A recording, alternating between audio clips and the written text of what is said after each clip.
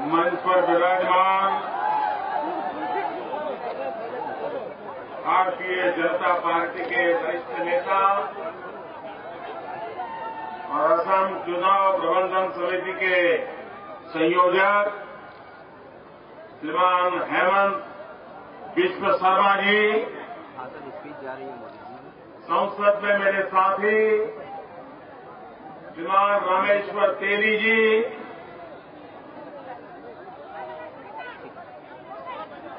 श्रीमान दिलीप मोहन जी,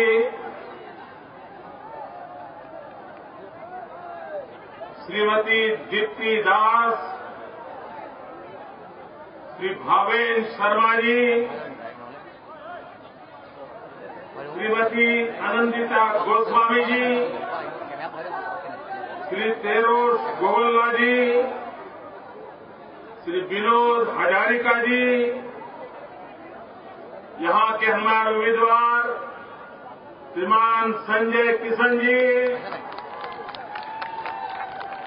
सुरेन फुकन जी, भास्कर शर्मा जी, गोविंद शेतिया जी, प्रशांत अरोड़ा जी, शिवजी दुबे, अनंत मिश्रा जी और विशाल संख्या में पधारे हुए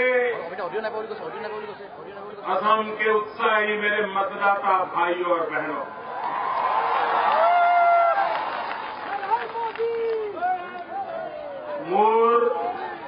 मोरो मोर असमवासी राइज, जोई जोईते मोई होको लुके रंगली बिहू शुभेच्छा जोनाइसु।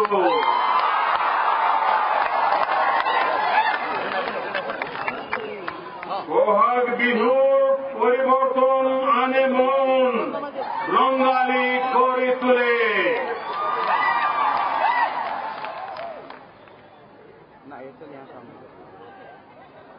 अब ये नाम तो 3 सुखिया है, लेकिन दुखिया ही दुखिया नजर आता है।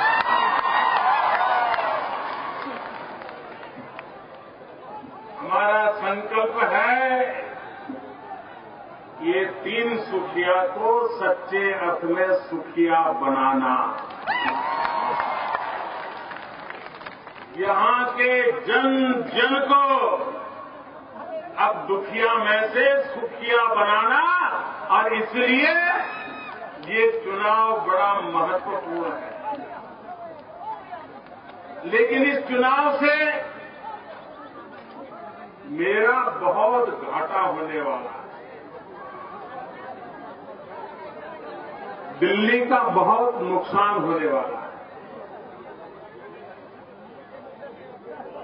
व्यक्तिगत रूप से मेरा भी नुकसान होने वाला है इस चुनाव में, क्योंकि मेरी सरकार में जो उत्तम मंत्री हैं, उन उत्तम मंत्रियों में एक मंत्री है सर्बानंद, जो आपका सांसद है। अब मेरी सरकार से निकाल करके असम की सेवा के लिए मुझे उसे भेजना पड़ रहा है, इसलिए मेरा नुकसान है, लेकिन असम का फायदा है।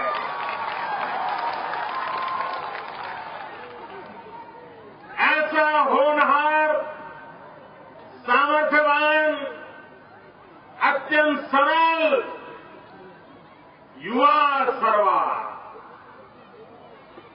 और एक बार आसाम पे लहर चल रही है। आसाम में एक ही आनंद, सर्वानंद। और इसलिए भाइयों बहनों, हमारे कांग्रेस के नेता अब शायद कुछ वर्षों में 90 साल के हो जाएंगे। वे कहते हैं मेरी मोदी से लड़ाई है। आदरणीय मुख्यमंत्री जी, आपकी उम्र इतनी है, आप इतने बुजुर्ग हैं, मैं तो इतना छोटा हूं, मैं तो आपसे नमन करता हूं, आपको प्रणाम करता हूं, मैं आपसे लड़ाई नहीं लड़ता। और हमारे तो संस्कार है, छोटे बुजुर्गों से नहीं लड़ते हैं और बुजुर्ग छोटों को आशीर्वाद देते हैं। और इसलिए मेरी गोगाई जी से कोई लड़ाई नहीं है। हाँ, मेरी लड़ाई है गोगाई से नहीं, गरीबी से लड़ाई है। मुझे लड़ना है गरीबी के खिलाफ, मुझे लड़ना है बुराइयों के खिलाफ, मुझे लड़ना है भ्रष्टाचार के खिलाफ, मुझे लड़ना है असम की बर्बादी के खिलाफ लड़ना है। मुझे किसी व्यक्ति के खिलाफ मेरी कोई लड़ाई नहीं है। मैं तो बुजुर्गों को 7 बार प्रणाम करता हूं और असम की भलाई के लिए सारे असम के लोगों से मैं आशीर्वाद चाहता हूं। उनके आशीर्वाद से असम को नई ऊंचाइयों पर ले जाने का संकल्प लेकर के चला। मेरे प्यारे भाइयों बहनों, आपको पता होगा, देश जब आजाद हुआ तब हिंदुस्तान के जो 5 समृद्ध राज्य थे, इन 5 समृद्ध राज्यों में एक राज्य का नाम था असम। और आजादी के इतने सालों के बाद आज हिंदुस्तान के 5 सबसे गरीब राज्यों में किसी राज्य का नाम है तो वो है असम। अमीर राज्यों की जिसकी गणना होती थी, उसको गरीब राज्य बनाने का पाप किसने किया? असम की दुर्दशा किसने की?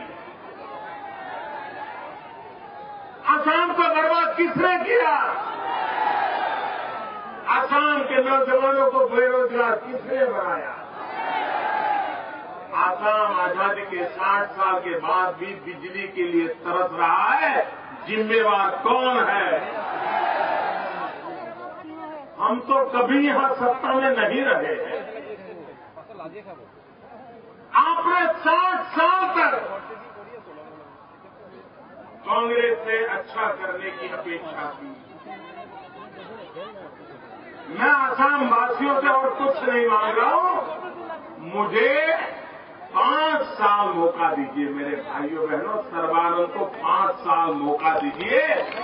आपके 60 साल की बीमारियों को दूर करने का काम सर्बानंद और उनकी पूरी टीम करके रहेगी।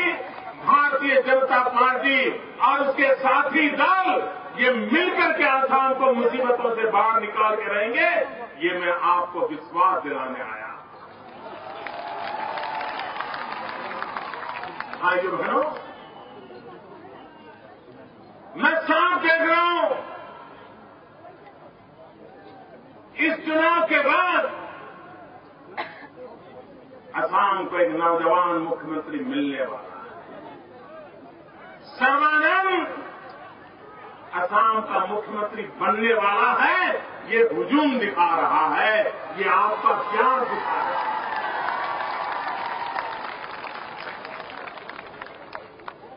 और एक बार सर्बानंद के नेतृत्व में, भारतीय जनता पार्टी के नेतृत्व में हमारे सभी साथियों दलों को मिलकर के जब असम में सरकार बनेगी, देखते ही देखते, मेरे शब्द लिख लीजिए दोस्तों, पूरा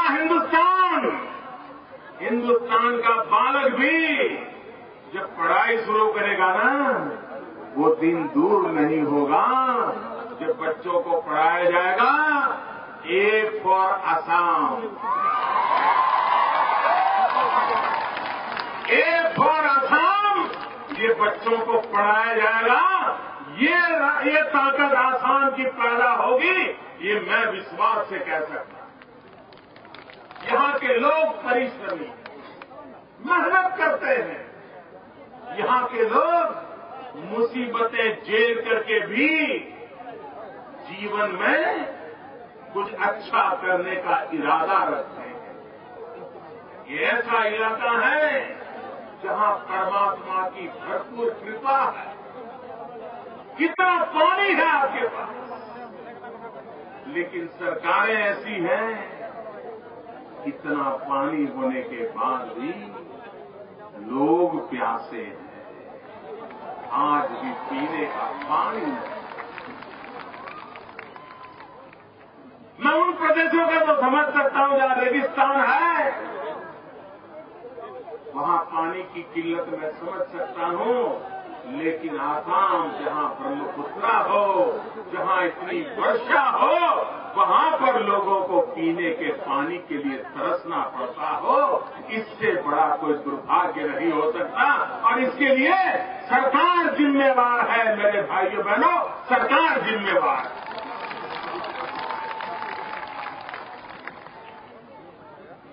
आजादी के इतने साल हो गए, आप मुझे बताइए, यहां के गांवों को बिजली पाने का हक है कि नहीं है? पूरी ताकत से बताओ, बिजली पाने का हक है कि नहीं है? बिजली मिलनी चाहिए कि नहीं मिलनी चाहिए? बिजली होगी तो गांव में बदलाव आएगा कि नहीं आएगा? बच्चों की अच्छी पढ़ाई होगी कि नहीं होगी? जीवन में सुख शांति आएगी कि नहीं आएगी? गांव का इंसान भी टीवी देख पाएगा कि नहीं देख पाएगा? चक्की पे आटा पीसना है तो बिजली होगी तो चक्की पे आटा पीसेगा कि नहीं पीसेगा? गरीब का पेट भरेगा कि नहीं भरेगा? लेकिन मेरे प्यारे भाइयों बहनों, आजादी के 60 साल के बाद भी करीब 2000 गांव आसाम के ऐसे हैं जहां बिजली का खंभा भी नहीं पहुंचा है। आपने जब मुझे प्रधान सेवक के रूप में जिम्मेवारी दी तो मैंने अफसरों को बुलाया। मैंने कहा, बताओ भाई, अभी भी हिंदुस्तान में कितने गांव ऐसे हैं जहां बिजली का खंभा भी नहीं पहुंचा है, जरा बताओ तो उन्होंने कहा, साहब जरा हिसाब लगाना पड़ेगा, ढूंढना पड़ेगा। सरकार के पास हिसाब भी नहीं था कि कौन लोग अंधेरे में जिंदगी गुजारा करते हैं। आजादी के बाद भी कौन 18वीं सदी में जीतने के लिए मजबूर हुए हैं, अता पता तक नहीं था। 3 महीने लग गए, 4 महीने लगे जानकारियां इकट्ठी करते करते। फिर मैंने पूछा, बताओ भाई क्या हिसाब आया? तो बोले, साहब 18,000 गांव देश में ऐसे हैं जहां अभी बिजली का खंभा नहीं पहुंचा है। मैंने कहा, बताओ कितने समय में पहुंचाओगे? धन की कोई कमी नहीं होगी, बताओ कैसे करोगे? तब तो उन्होंने बताया कि साहब 6-7 साल तो लग जाएगा। मैंने कहा, मैं 6-7 साल इंतजार नहीं कर सकता हूं, मुझे इस काम को जल्दी पूरा करना। उन्होंने कहा, साहब इतने साल हो गए, बड़ा दुष्कर है, कठिन इलाके हैं, नहीं पहुंच पाएंगे। मैंने कहा, कुछ भी हो, मुझे 7 साल इंतजार नहीं करना है, मुझे लोगों को अंधेरे में नहीं रहने देना। हर उनको जरा कठिन लग रहा था मेरी बात, लेकिन बोलते नहीं थे।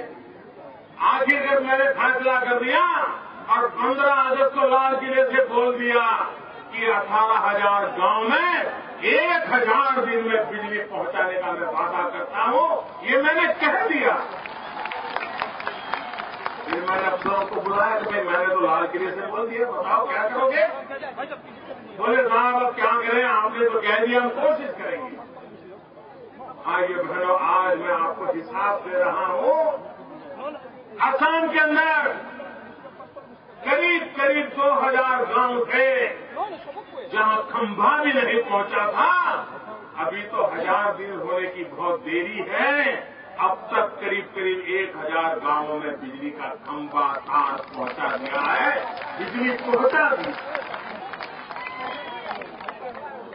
भाइयों बहनों, एक बार हम संकल्प करके चले कि हमें देश को विकास की नई ऊंचाइयों पर ले जाना है, तो कठिनाइयां आने के बाद भी रास्ते निकल सकते हैं, परिस्थितियां पलट सकती है, विश्वास पैदा हो सकता है और 3 सुखिया सच्चे अर्थ में सुखिया बन सकता है।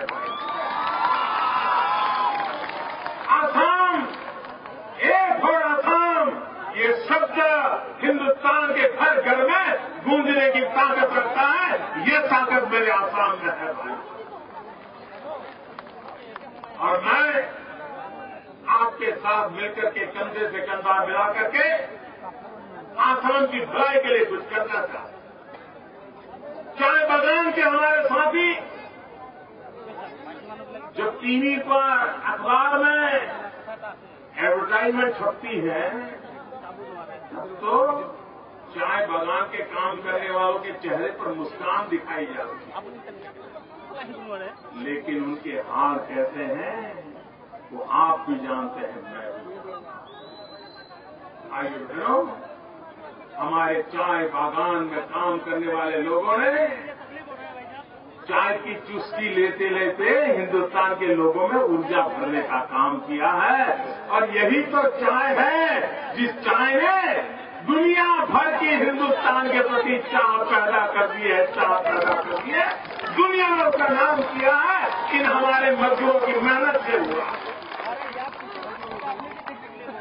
और चाय की बात आती है तो मुझे जरा अपनापन ज्यादा लगता है,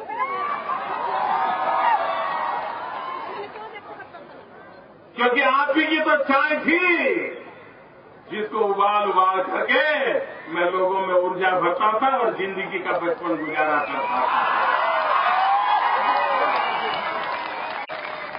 और इसलिए मेरा आपके साथ एक विशेष नाता है। मुझे कर्ज चुकाने का मौका मिला है। आसाम में ऐसी सरकार बनाइए ताकि मैं अपना कर्ज चुका सकूं और आसाम को नई ऊंचाइयों पर ले जा सकूं।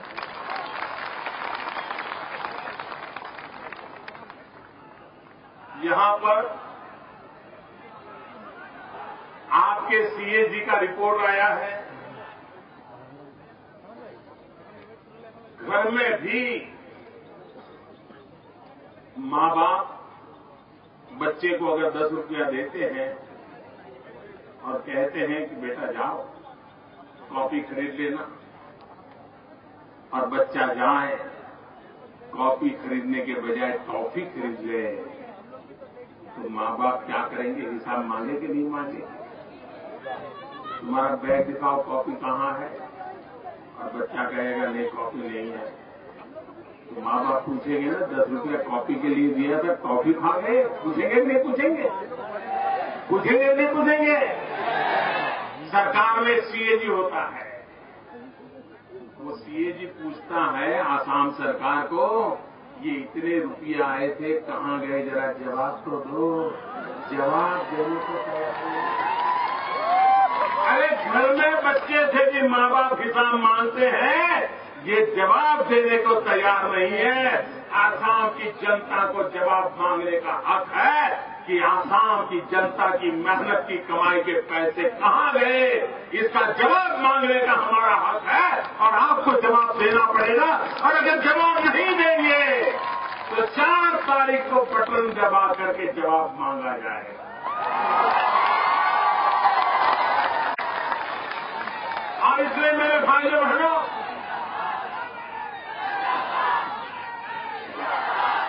अब असम को बेसहारा नहीं छोड़ा जा सकता, अब असम को लूटने का अधिकार नहीं दिया जा सकता। पाई का हिसाब जनता जनार्दन को मिलना चाहिए। हम आसाम का सर्वांगीण विकास चाहते हैं। भाइयों बहनों, मेरे तीन एजेंडा है। पहला एजेंडा है विकास, दूसरा एजेंडा है तेज गति से विकास, और तीसरा एजेंडा है चारों तरफ विकास।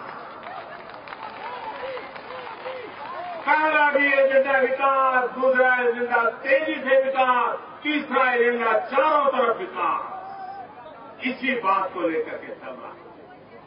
आसाम के अंदर 3 काम हो जाए भाइयों बहनों तो भी आसाम की स्थिति बदल जाएगी। भाइयों बहनों, आसाम में गरीब से गरीब व्यक्ति को पढ़ाई, नौजवान को कमाई और बुजुर्गों को दबाई। आसाम की सड़क सोच बदल जाएगी भाई। आपने देखा होगा, हम यहाँ यूरिया का कारखाना लगाने की बात हो, रेल का काम करना हो, रोड का काम करना हो, आजादी के बाद किसी एक बजट में जितने रुपये दिए गए उससे अनेक गुना रुपये हमने आसाम के अंदर इंफ्रास्ट्रक्चर के लिए लगाए हैं। हम तेज गति से रोड बनाना चाहते हैं, हम तेज गति से रेल को आगे बढ़ाना चाहते हैं, हम यहाँ के जीवन को एक ताकत देना चाहते हैं। और इसलिए मेरे भाइयों बहनों, आसाम के विकास के लिए, आसाम के नौजवानों के सपनों को पूरा करने के लिए मैं आपसे आशीर्वाद मांगने आया हूं। और मुझे विश्वास है कि चुनाव में आसाम का एक ही आनंद है और वो आनंद है सर्वानंद। एक फॉर आसाम, ये संकल्प लेकर के चलना है, आसाम का भाग्य बदलना है। और इसलिए भाइयों बहनों, कोई कुछ भी कहे, मैं किसी के खिलाफ लड़ाई लड़ने के लिए नहीं आया हूं। मुझे तो लड़ना है गोगाई से नहीं गरीबी से, गोगाई से नहीं गरीबी से लड़ना है। आजादी के इतने साल के बाद भी गरीबी, घर देने के लिए पैसे दिए, घर देने के लिए असम में गरीबों के लिए घर बने, दिल्ली से पैसे भेजे, 1/4 रकम भी खर्च नहीं कर पाए, बैंक में जमा करके पड़ा हुआ है, बैंक में जमा करके पड़ा हुआ है।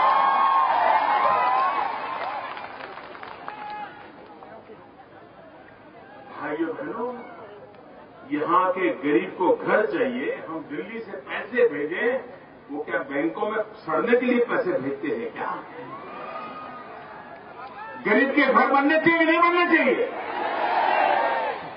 1/4 खर्चा हुआ, बाकी सारा पैसा वैसा का वैसा पड़ा रहा। भाइयों बहनों, अगर यही हाव रहा तो आसाम का भला नहीं होगा। पाई का समय पर खर्च हो, निश्चित योजना के लिए खर्च हो, तब जाकर के भाग्य बदलता है। आप मुझे बताइए, असम में से गैस निकलता है, लेकिन गरीब के घर में गैस का चूल्हा है क्या?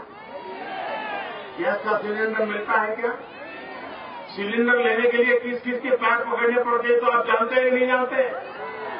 हमने तय किया, इस बजट में आपने देखा होगा, हिंदुस्तान में आने वाले 3 साल में 5 करोड़ गरीब परिवारों को गैस के सिलेंडर का कनेक्शन दे दिया जाएगा। और जो गरीब माताएं लकड़ी का चूल्हा जला करके धुएं में जिंदगी गुजारती है, और एक मां जब खाना पकाती है, घंटे 2 घंटे धुएं के सामने बैठती है, तो उसके शरीर में 400 सिगरेट जितना धुआं जाता है। 400 सिगरेट जितना धुआं, उन माताओं की तबीयत का क्या होगा भाई? बीमारी नहीं आएगी तो क्या होगा? हमने तय किया है 1 वर्ष में 1.5 करोड़ परिवारों को, गरीब परिवारों को जिसके घर में लकड़ी का चूल्हा जलता है, ऐसे घरों को गैस का कनेक्शन दे करके उनको इस मुसीबत से बाहर निकालने का काम हमने तय किया।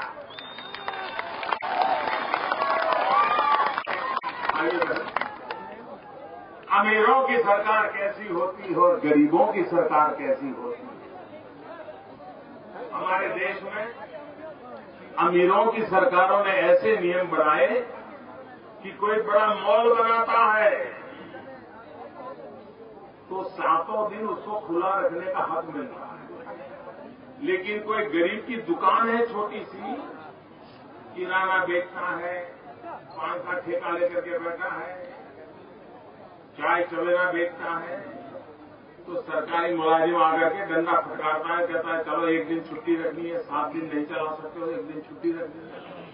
शाम को 7 बज गए 8 बज गए तो आएगा, बंद करो, शाम हो गई बंद करो। क्यों भाई? अमीरों की सरकारें मॉल बड़े बड़े खुले रखने के लिए 7 दिन 24 घंटे, और गरीब को 1 घंटा दुकान भी ज्यादा खुली रखनी है, छुट्टी के दिन दुकान खुली रखनी है, तो मना करते हो।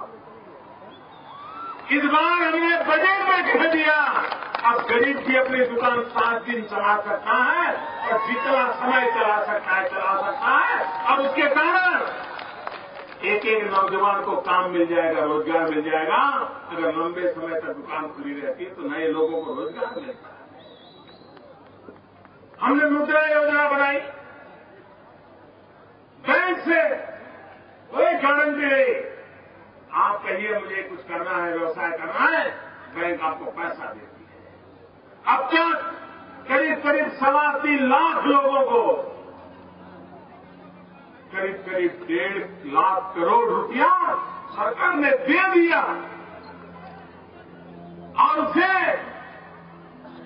वो अपना छोटा मोटा व्यवसाय करेगा, 1 आध आदमी को रोजगार देगा, अपने पैरों पर खड़ा रहेगा। और पहले कभी कुछ किया हो, साहूकारों से वो ब्याज लेते लेते थक गया होगा, तो वो साहूकारों से ब्याज से मुक्त हो जाएगा और सम्मान की जिंदगी जिएगा। ये काम हम करना चाहते हैं। और इसलिए मेरे भाइयों बहनों, गरीब की जिंदगी बदलने के लिए, नौजवान को रोजगार देने के लिए, आसाम का भविष्य बदलने के लिए मैं आज आपसे आग्रह करने आया हूं कि आप सर्बानंद जी के नेतृत्व में 4 तारीख और 11 तारीख को कमल के निशान पर और हमारे साथियों के पार्टी के निशान पर बटन दबा करके एक नया परिवर्तन लाइए। देश का प्रधानमंत्री जब कहीं प्रोजेक्ट का उद्घाटन करने जाता है तो बटन दबा करके प्रोजेक्ट का उद्घाटन करता है, लेकिन प्रधानमंत्री भी बटन दबा करके 1 प्रोजेक्ट का उद्घाटन कर सकता है, 2 प्रोजेक्ट का उद्घाटन कर सकता है, 3 का कर सकता है। लेकिन आप लोग तो 4 तारीख को बटन दबा करके विकास के नए युग का उद्घाटन कर सकते हैं। विकास के नए युग, इसलिए प्रधानमंत्री से भी बटन दबाने की आपकी ताकत बहुत ज्यादा है और विकास के नए युग के लिए बटन दबाना है। भारतीय जनता पार्टी और उसके साथियों को विजयी बनाना है। इसी एक अपेक्षा के साथ मेरे साथ बोलिए, भारत माता की पूरी ताकत से दोनों मुट्ठी बंद करके बोलिए। सारे उम्मीदवार आ जाए, सारे उम्मीदवार मेरे साथ आ जाए। भारत माता की, भारत माता की।